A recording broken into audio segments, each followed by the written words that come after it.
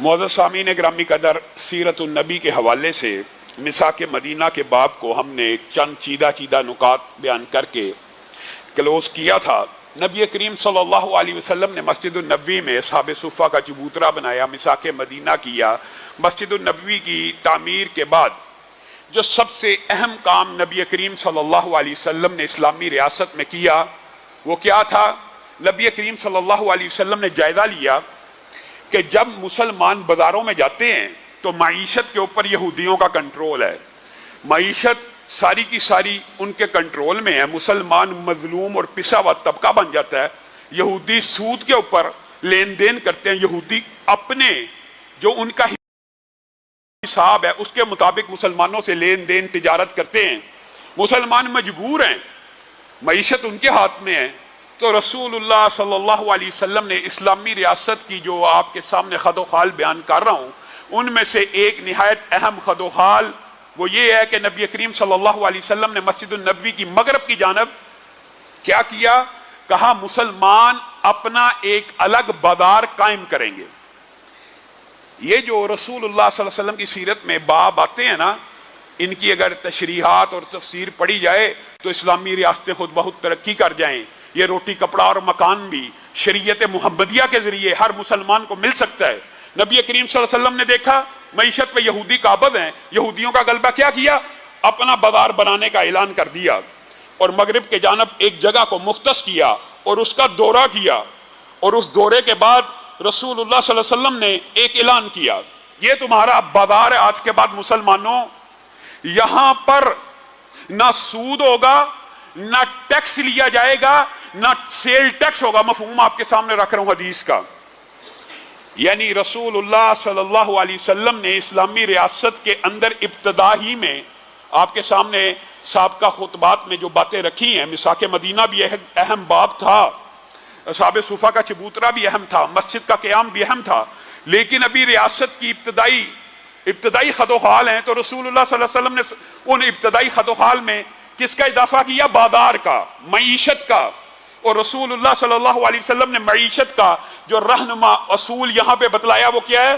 مسلمانوں کا بازار اور معیشت ڈیوٹی فری ہوگی، اس کے اوپر کوئی ٹیکس نہیں لگے گا، اس کے اوپر کوئی خراج نہیں لگے گا، یہاں پہ سودی لین دین نہیں ہوگا۔ اسی لیے حضرت عمر نے یہ کہہ دیا تھا کہ مسلمان کے بازار میں وہ آ کے تجارت کرے، چاہے غیر مسلم آئے تجارت کرے اجازت ہے، لیکن وہ آئے جو اسلامی معیشت کے قوانین کو سمجھتا ہے۔ رسول اللہ صلی اللہ علیہ وسلم نے وہ کون سے خد و خال اسلامی معیشت کے اسلام میں بیان کیے؟ یہ ایک لمبا چوڑا موضوع ہے، اور اس حوالے سے انشاءاللہ سیرت کے بعد بھی جو بات ہے وہ آپ کے سامنے رکھیں گے، لیکن ابتدائی خاکہ دباچہ اور خد و خال ضرور رکھنا چاہتے ہیں۔ رسول اللہ صلی اللہ علیہ وسلم ایک طرف بازار قائم کر رہے ہیں اور دوسری طرف مسلمانوں کو ایک تلقین کر رہے ہیں کہ آج کے بعد اس بازار میں جو بھی داخل ہو وہ کیا کہے؟ لا الہ الا اللہ وحدہ لا شریک لہ لہ الملک ولہ الحمد یحیی و یمیت وہو حی لا یموت بیدہ الخیر وہو علی کل شیء قدیر۔ یہ کیوں کہہ رہے ہیں؟ ایک طرف بازار قائم کر رہے ہیں، اور آپ کو پتا ہے بازار دنیا کے اندر سب سے بدترین جگہ ہیں، کیونکہ یہ مادیت کی جگہ ہوتی ہیں۔ انسان ان مادیتوں میں، آپ نے اگر رسول اللہ صلی اللہ علیہ وسلم کی حدیث کو سمجھنا ہو تو آپ کسی بڑے سٹور پہ چلے جائیے، میٹرو پہ چلے جائیے، یہ جو بنا ہوا ہے امپوریم مال پہ چلے جائیے، اسی طرح کے مختلف مالز آپ کو شہر میں ملیں گے۔ رسول اللہ صلی اللہ علیہ وسلم 1400 سال قبل بازار کو بدترین جگہ کیوں کہہ رہے ہیں؟ کیونکہ یہ مادہ پرستی کی جگہ ہوتی ہیں، اجازت ہے، مباح ہیں، ظاہر تجارت تو ہونی ہے، لین دین تو ہونا ہے، لیکن رسول اللہ صلی اللہ علیہ وسلم ان کو بدترین اس لیے کہہ رہے ہیں کہ یہ جو لگژریز ہوتی ہیں، انسان مادیت میں مگن ہو جاتا ہے، اس مادیت کے پیچھے بھاگتے بھاگتے ایک وادی سونے کی ہو تو خواہش کرتا ہے دوسری بھی ہو۔ کیوں؟ یہ بازار ہی انسان کو اٹریکٹ کرتے ہیں، وہاں پہ فلاں چیز پڑی ہے، وہاں پہ فلاں آئٹم پڑی ہے، وہ فلاں کے گھر میں موجود ہے، میرے گھر بھی ہونی چاہیے، مسابقت شروع ہو جاتی ہے۔ یہ بازار انسان کو اس طرف ضرور لے کے جاتے ہیں، اسی لیے ابتدا کیا کی کہ جو بھی داخل ہو یہ پڑھ کے داخل ہو۔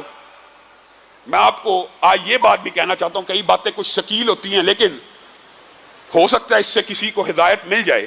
جتنی بھی عبادات ہیں، جتنی بھی عبادات ہیں، ذکر الہی سے لے کر نماز سے روزہ زکوٰۃ، جتنی بھی عبادات ہیں ان کی ابتدا اول کہاں سے ہوتی ہے؟ عادت سے. عادت بنانی پڑتی ہے، پھر آہستہ آہستہ وہ عادت عبادت بن جاتی ہے. اور اس کا مقصد کیا ہوتا ہے؟ ہر عبادت کا کیا مقصد ہے؟ کیا آپ کے خیال میں اللہ رب العزت کو آپ کے سجدوں کی ضرورت ہے؟ کیا اللہ رب العزت کو آپ کو بھوکا پیٹ رکھنے کے، روزے رکھنے کی ضرورت ہے؟ یہ آپ کے اپنے لیے ہے. کس لیے؟ عبادت کا، ہر عبادت کا ایک ہی مقصد ہوتا ہے کہ اس کو بجا لانے کے بعد اللہ دل میں خوف خدا پیدا کر دے، اللہ دل میں تقوی پیدا کر دے. ہر عبادت اول عادت ہوتی ہے، اور یہ عادت انسان کو خوف خدا کی طرف لے جاتی ہے. آپ نے اگر دیکھنا ہو کہ آپ کی نماز قبول ہو رہی ہے، آپ کا ذکر اذکار قبول ہو رہا ہے یا نہیں ہو رہا، تو اس کا بڑا آسان کلیہ محدثین نے یہی بیان کیا ہے: اگر تو وہ عبادت دن بدن آپ کے اخلاق اور آپ کے معاملات، میرے بھائیو یہ بات بڑی اہم ہے جو آج کرنا چاہتا ہوں. عبادت کرنے والے بڑے بڑے ولی اللہ بھی دیکھے ہیں، اور بڑے بڑے نیک لوگ ہمارے معاشرے میں ہم نے دیکھے ہیں الحمدللہ. اس مساجد میں بھی، ان مساجد میں بھی بڑے بڑے بزرگ آتے ہیں، اور اللہ تعالیٰ ان کی عبادتوں کو قبول کرے. لیکن مشاہدہ یہ ہے کہ عبادت کے پکے اور پختہ لوگ بھی معاملات کے کھوٹے نکل آتے ہیں. عبادت کے پکے اور پختہ لوگ، 5 وقت کا باجماعت نمازی، 30 دن کا روزے رکھنے والا، اگر تیری عبادت کا اثر تیرے معاملات پہ ظاہر نہیں ہو رہا، اور تو معاملات کے اندر رسول اللہ کی اتباع اور پیروی نہیں کر رہا، تو اللہ معاف کرے، میں تو یہ فتویٰ نہیں دیتا کہ تیری عبادت قبول نہیں، لیکن تجھے اپنی عبادت کے اوپر نظر ثانی کرنے کی ضرورت ہے. تیری نماز میں تجھ میں اتنا خوف پیدا نہیں کیا کہ تو سود چھوڑ دے. نماز تو پڑھ رہا ہے، روزہ تو رکھ رہا ہے، لیکن بازار کے جو آداب رسول اللہ صلی اللہ علیہ وسلم تجھے سمجھا کے گئے ہیں وہ تو نہیں چھوڑتا. بازار کا پہلا ادب اس وظیفے کو، اس کلمے کو پڑھ کے بازار میں داخل ہوا جائے، اور صرف میرے بھائیوں کئی باتیں، کئی حدیثیں اجر و ثواب کے اعتبار سے بہت عظیم مقاصد بیان کرتی ہیں، اور لوگ حیران و ششدر رہ جاتے ہیں. بعض اوقات علامہ صاحب آپ نے وظیفہ بتایا ہے 100 مرتبہ یہ پڑھنے سے سمندر کے جھاگ کے برابر گناہ معاف ہو جائیں گے. جی ہاں ہو جائیں گے. آیت الکرسی پڑھنے ہیں نماز کے بعد جنت میں چلا، جی ہاں چلا جائے گا. لوگ سمجھتے ہیں یہ تو بڑی معمولی بات ہے، یہ کرنا مشکل نہیں ہے. لیکن میرے بھائیو اللہ کی قسم، اللہ توفیق اسی کو دیتا ہے جس کی قبول کرنے کا ارادہ ہو. آپ سن بھی لیتے ہیں، کرتے نہیں. آپ کہتے ہیں بڑا آسان ہے 100 مرتبہ پڑھنا. کتنے لوگ ہیں جو ہر روز پڑھتے ہیں؟ وہ دیکھیں نا، وہ بتائیں. آسان تو ہے لیکن اپنایا ہے. یہ ایک کلمہ جو بازار میں داخل ہونے سے پہلے پڑھ لے گا، نبی کریم صلی اللہ علیہ وسلم نے فرمایا 10 لاکھ نیکیوں کا اضافہ اس کے نامہ اعمال میں ہو جائے گا ایک مرتبہ پڑھنے. کون پڑھتا ہے؟ یہ اسی کو توفیق ہوگی جس کی 10 لاکھ نیکیاں اللہ نے لکھنے کا ارادہ کیا ہوگا. بعض لوگ کہتے ہیں یہ جی بڑے بڑے ثواب کے عمل بتا دیتے ہیں، پتہ نہیں یہ کہاں سے لے آتے ہیں. رسول اللہ صلی اللہ علیہ وسلم نے بتلایا ہے، توفیق پھر نہیں ملتی. اسی طرح کے اشکال اور وسوسے اور شیطان کے حملے ہوتے ہیں. یار یہ کیسے ہو سکتا ہے؟ ایک کلمہ پڑھنے سے 10 لاکھ، ایک کلمہ پڑھنے سے 10 لاکھ نیکیاں بھی ملیں گی اور جنت میں گھر بھی بنے گا. اور یہ کلمہ کیوں ہے؟ یہ کلمہ اسلامی معاملات، معیشت کے اندر آپ کا ایک دباچہ اور ابتدائیہ ہے کہ اللہ سے ڈر کر اس بازار میں داخل ہو جاؤ. اب اللہ سے ڈرنا ہے. اب معاملات کے اندر بھی اللہ کی ماننی ہے. بڑے بڑے حاجی اور نمازی، کسی کو طنز کرنا مقصود نہیں ہے، کسی کو تان دینا مقصود نہیں ہے. وہ نماز کے تو پکے ہیں، روزے کے تو پکے ہیں، لیکن جب ان کو کہا جائے سود چھوڑ دو، سود کیسے چھوڑ سکتے ہیں؟ بینکنگ سسٹم ہے، بینک کے بغیر کاروبار نہیں چل سکتا. شیطان نے وسوسہ اور مغالطہ دی ہے. رسول اللہ صلی اللہ علیہ وسلم نے صرف بازار کا خاکہ تشکیل نہیں دیا، بازار کے ادب، آداب اور تجارت کے جزیات کو بیان کیا، جزیات کو. اور یہ موضوع بڑا طویل ہے. آپ بتائیے بازار کے اندر کس قسم کی بیوع ہیں جن کے بارے میں رسول اللہ صلی اللہ علیہ وسلم نے کھول کے بیان نہیں کر دیا. ان میں سے چند ایک موقع ملا آپ کے سامنے رکھوں گا. لیکن اس داخل ہونے کے بعد جو پہلی بات ہے وہ رسول اللہ صلی اللہ علیہ وسلم نے کیا کی ہے کہ مسلمان لا ایمانہ لمن لا امانۃ لہ لا دینا لمن لا عہد لہ، یہ بازار میں داخل ہونے کے وقت آپ کو یہ ادب رسول اللہ صلی اللہ علیہ وسلم نے سکھا دیا. آپ جس کی مرضی ہے اس کے اوپر عمل کر لے، جو چاہتا ہے دین سے خارج ہو جائے. رسول اللہ صلی اللہ علیہ وسلم نے کسی مسلک کا، اسلام کا یہاں پہ بھی نام نہیں لیا، اگرچہ مراد دین کا یہی ہے، لیکن ہم تو یہ سوچتے ہیں ہم توحید پرست ہیں، ہم اہل حدیث ہیں، ہم اہل سنت ہیں، ہمیں کیا پوچھ ہونی ہے. رسول اللہ صلی اللہ علیہ وسلم کیا کہہ رہے ہیں؟ لا ایمان لمن لا امانۃ لہ، اس بندے کا دین اور ایمان سے تعلق ہی کوئی نہیں جو امانت میں خیانت کرنے والا ہو. یہ بازار میں داخلے سے قبل ادب سکھایا جا رہا ہے. اسلام ہی نہیں ہے، دین ہی نہیں ہے. امانت میں خیانت کرنے والے آپ بازار چلے جائیں، اللہ معاف کرے، بازار کے بارے میں شاید آج بھی ہمارا طرز عمل شعیب کی علیہ السلام کی قوم جیسا ہو گیا ہے. تیری نماز ہمارے بازاروں میں کیوں آتی ہے؟ جیسے ہمارا کلچر ہے نا، ہمارے معاشرے کا ایک عام کلچر بن چکا ہے، اور یہ ہماری بیماری ہے جس کی وجہ سے معاشرہ سیدھا نہیں ہوتا. یہ جی اسلام کا سیاست کے ساتھ کیا تعلق ہے؟ یہی کلچر شعیب علیہ السلام کی قوم میں بھی تھا.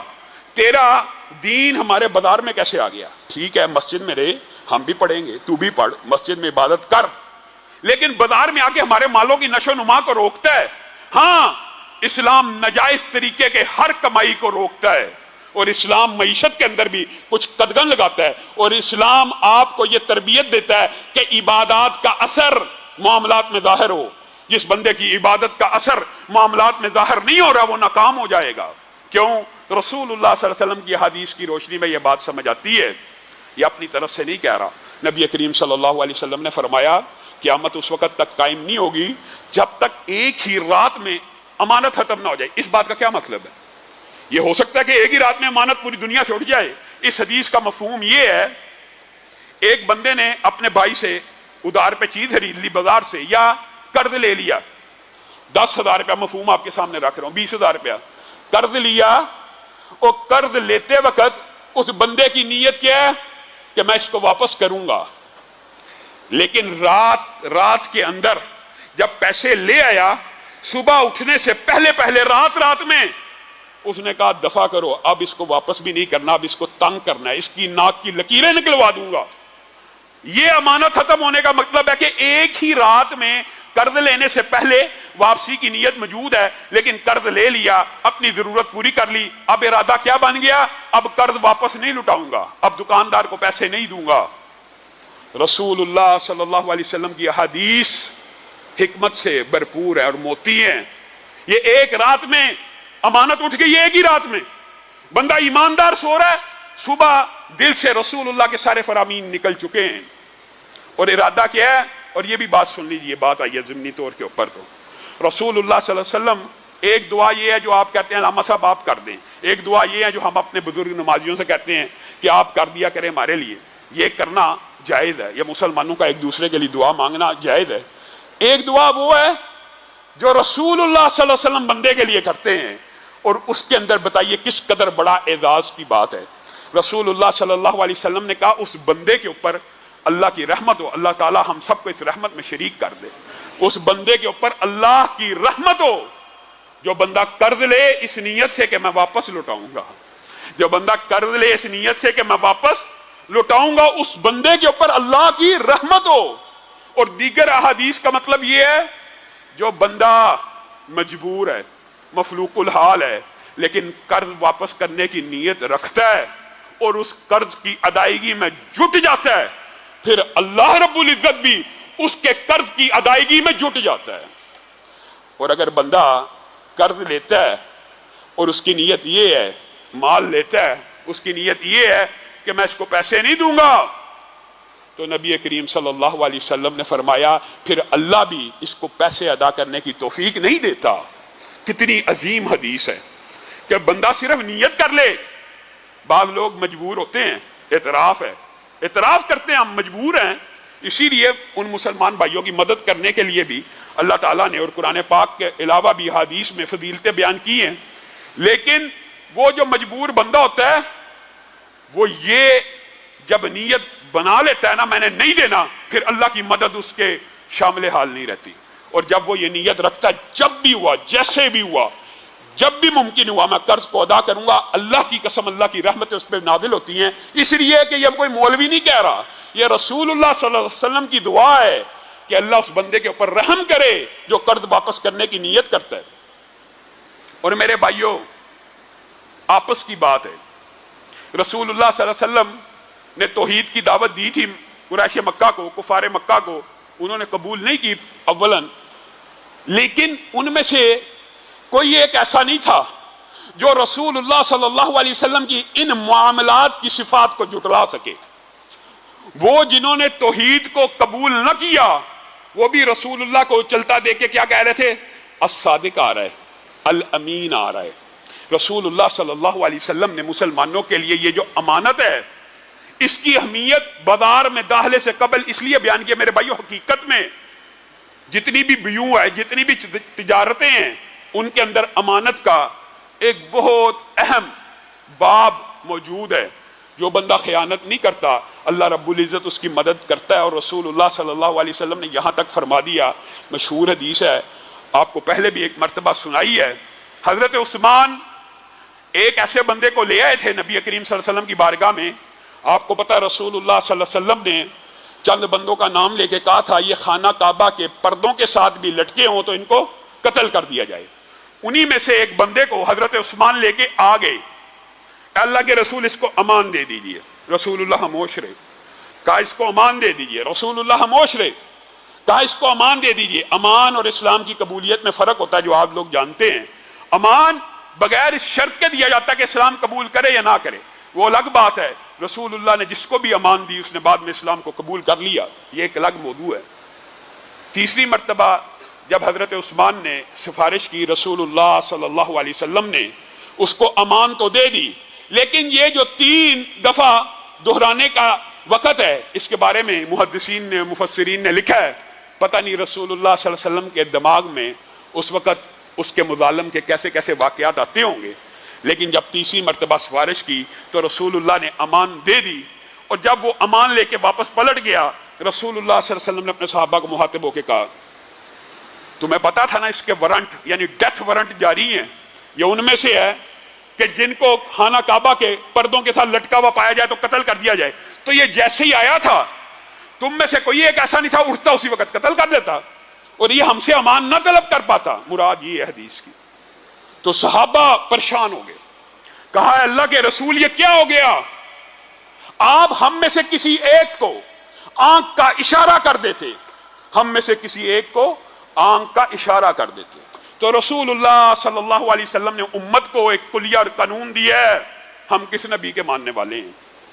ہم اوپن خیانتیں کرنے والے ہیں, ہم سیدھا سیدھا خیانتیں کرنے والے ہیں, ہم سیدھا سیدھا لوگوں کے مال کو ہڑپ کرنے والے ہیں. اور رسول اللہ صلی اللہ علیہ وسلم کیا کہہ رہے ہیں میرے صحابہ, کسی نبی کو یہ زیبا نہیں دیتا کہ وہ آنکھ کی بھی خیانت کرے, اور اگر میں تمہیں آنکھ کے اشارے سے کہتا کہ اس کو قتل کر دیا جائے تو میں یہ سمجھتا ہوں میں محمد صلی اللہ علیہ وسلم آنکھ کی خیانت کرتے. آج بازار میں چلے جائیے, آنکھوں کے اشارے میں کسی کو چھری پھیرنی ہے, کسی کو کیسے کیسے, آپ حیران رہ جائیں گے. ایک چونکہ ہمارا تعلق بھی ظاہر ہے کاروباری گرانے سے ہے, بعض ایسی برادری ہیں انہوں نے زبانیں بنائی ہوئی ہیں, گاہک کے سامنے کے گاہک کو اندازہ نہ ہو یہ آپس میں کیا گفتگو کر رہے ہیں, اور اسی زبان کے اندر اندر پورے کا پورا معاملہ طے کر دیا جاتا ہے, اس کی کہاں سے رکھ کے گردن کاٹنی ہے. اور یہ رسول اللہ صلی اللہ علیہ وسلم وہ ہیں جو کہہ رہے ہیں میں آنکھ کی خیانت بھی نہیں کرنا چاہتا. اور اسی لیے رسول اللہ صلی اللہ علیہ وسلم نے تجارت کے رہنما اصول دیے. میرے بھائیو یہ باب صرف اگر خیانت کا بیان کیا جائے تو یقین مانیے یہ آپ کے اور میری اصلاح کے لیے بڑا ضروری ہے. آپ حیران رہ جائیں گے, خیانت کے باب کے اندر بات آئی ہے تو سمجھنے کے لیے آپ کے سامنے چند ایک باتیں اور رکھ دیتا ہوں. رسول اللہ صلی اللہ علیہ وسلم نے خیبر کو فتح کیا. خیبر میں کون تھا؟ درہم دینار تھا, کچھ بھی نہیں تھا. آپ کو پتا درہم اور دینار تو مال غنیمت میں آئے نہیں تھے, چادریں آئیں, کچھ ساز و سامان تو آیا تھا. تو رسول اللہ صلی اللہ علیہ وسلم کے پاس ایک خادم کا جنازہ لایا گیا. کہا اس کا جنازہ پڑھا دیجئے, یہ جنت میں چلا گیا, مارکے میں شریک تھا.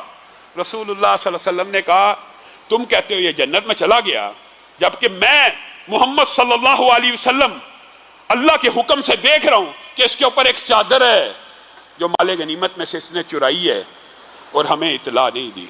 یہاں اس حدیث سے بہت سے مسئلے بھی نکلتے ہیں، لیکن ایک مسئلہ جو غلط العام معاشرے میں مشہور ہے، جو روافض نے آپ کے درمیان پھیلایا ہوا ہے. کیا پھیلایا ہوا ہے؟ احد میں جی صحابہ مال غنیمت سمیٹنے کے لیے اتر آئے تھے. مال غنیمت جو سمیٹتا اس کا نہیں ہوتا. یہ کتنا بڑا آپ کے ساتھ ڈرامہ کھیلا جاتا ہے کہ صحابہ اس نیت سے اتر آئے تھے کہ مال غنیمت کو سمیٹ لیا جائے. گویا یہ شو کیا جاتا ہے، ان کے دل میں لالچ تھی. مال غنیمت کس کا ہوتا ہے؟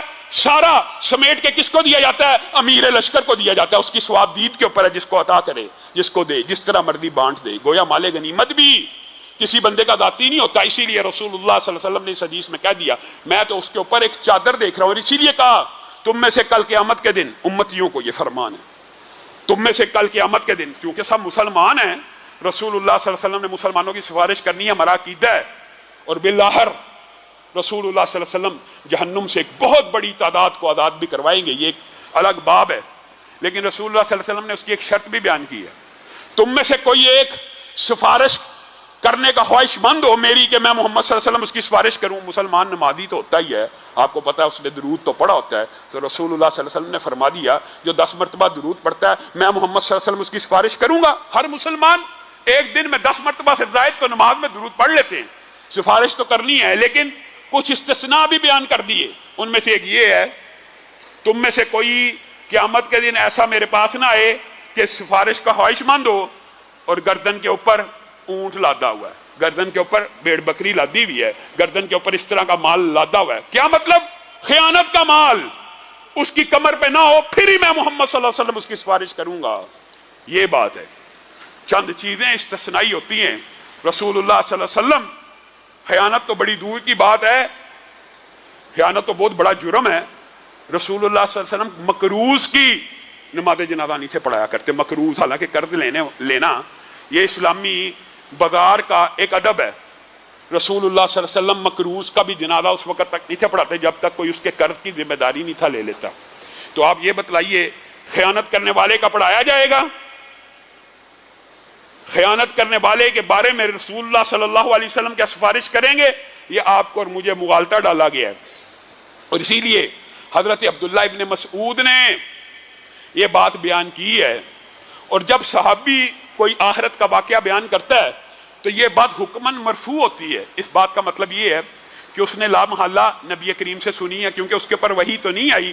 اگرچہ اس نے یہ بات بیان نہیں کی کہ میں نے نبی سے سنی ہے، لیکن قیامت کا حال بیان کر رہا ہے تو لا محالہ اس نے رسول اللہ صلی اللہ علیہ وسلم سے سنی ہے. تو عبداللہ ابن مسعود کہتے ہیں کل قیامت کے دن ایک منظر ایسا ہوگا کہ خیانت کرنے والوں کو اللہ رب العزت طلب کرے گا.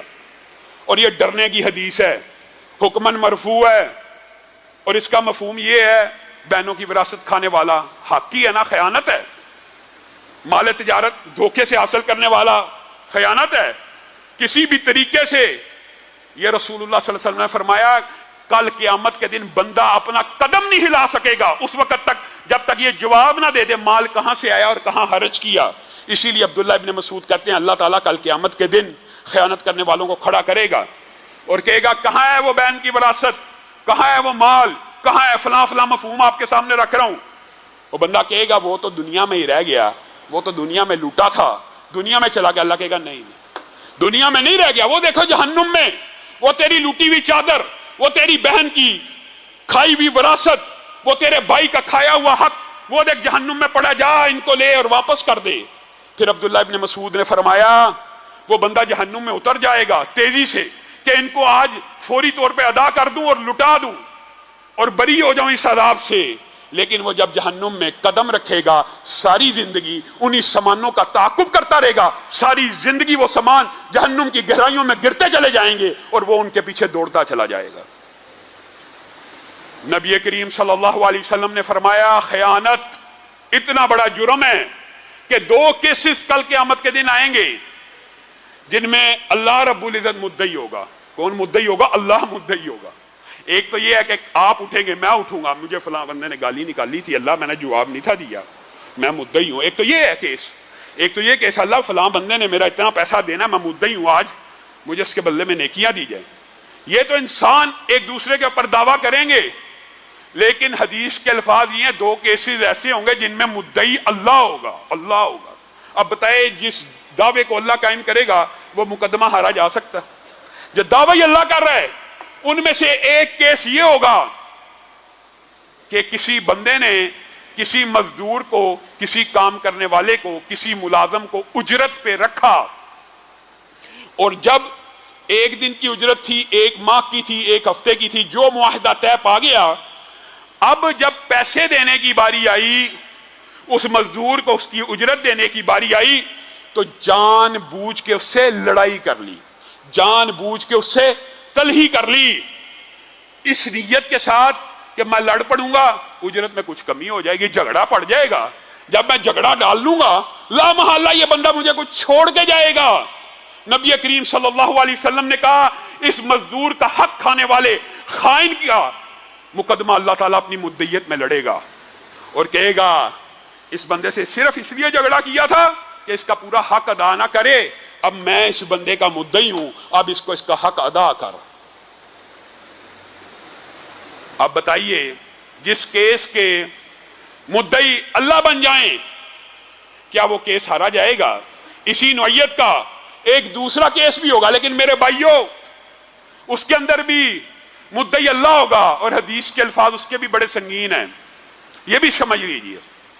اور یہ جو اللہ کی قسمیں کھا کر، اعتماد دلا کر ایک دوسرے کو لوٹ کھسوٹ اور قرض اس نیت پہ لیا جاتا ہے، وہ اس حدیث سے ڈر جائیں. نبی کریم صلی اللہ علیہ وسلم نے فرمایا دوسرے مقدمے کا مدعی اللہ وہاں پہ بنے گا کہ ایک بندے نے دوسرے بندے سے مال لیا، کس کے نام پر؟ اللہ کے نام پر. مراد اس حدیث کی یہ ہے کہ ایک بندہ دوسرے بندے کو ظاہر کرتا رہا میں بڑا حاجی ہوں، میں بڑا نمازی ہوں، میں بڑا علامہ ہوں، میں بڑا مولوی ہوں، تو مجھے 1 لاکھ دے دے گا تو میں تو ایماندار ہوں، میں تجھے واپس کر دوں گا. حدیث کے الفاظ یہ ہیں جو اللہ کے نام پہ خیانت کرے، یعنی بندے کے دل میں یہ بات ڈال کے مال لوٹے. اور بالعموم آپ معاشرے میں دیکھ لیں آج یہ طرز عمل عام ہے، بڑے بڑے گھاک کاروباری بھی اس معاملے میں دھوکہ کھا جاتے ہیں. یار یہ بندہ بڑا نیک ہے، یہ بندہ بڑا نمازی ہے، اس کے ساتھ میں کاروبار کر لیتا ہوں، یہ مجھے دھوکہ نہیں دے گا. اس بنیاد پہ کاروبار ہوتے ہیں مارکیٹ میں، اور نیکی اور دین اور داڑھی اور تقوی کی بنیاد کے اوپر لوگ کسی کو پیسے دے دیتے ہیں، یہ ایک عام بات ہے. نبی کریم صلی اللہ علیہ وسلم نے فرمایا اس بندے کا مقدمہ اللہ لڑے گا، کیونکہ اس بندے نے اس بندے کو اللہ کے نام پہ دھوکہ دیا ہے، اور اس کے ذہن میں یہ مغالطہ ڈالا کہ میں حاجی صاحب ہوں، میں مولوی صاحب ہوں، میں بھی اللہ سے بڑا ڈرنے والا ہوں، تو میں اس بندے کے پیسے نہیں کھاؤں گا. جو بندہ اس طرح کسی کے پیسے مارتا ہے اللہ رب العزت اس مقدمے کا مدعی بن جائے گا. یہ ایک طویل باب ہے، لیکن کوشش کریں گے اگلے خطبے کے اندر جو تجارتی اقسام اور جو باتیں رہ گئی ہیں وہ آپ لوگوں کے سامنے رکھی جائیں، اور جو اقسام تجارت کی حرام ہے مختصر اس کا حد و حال بیان کیا جائے گا. ان میں سے آپ کو پتا سود ایک اتنا بڑا جرم ہے، اتنا بڑا جرم ہے، اس کو بھی بیان کریں گے کہ 1 درہم سود کا کھانے والا، اللہ کی قسم اتنی ڈرنے کی بات ہے، لیکن ہم نے اس کو بڑا آسان لیا ہوا ہے، بڑا آسان ہے. آج کل سب سے آسان یہی ہے، سگی ماں کے ساتھ برائی کرنے کے 36 مرتبہ گناہ سے زیادہ بڑا جرم ہے، لیکن ہم سمجھتے ہیں یہ کوئی جرم ہی نہیں ہے. اللہ رب العزت ہمیں خیانت سے، حرام تجارت سے، حرام مال کمانے سے محفوظ فرمائے.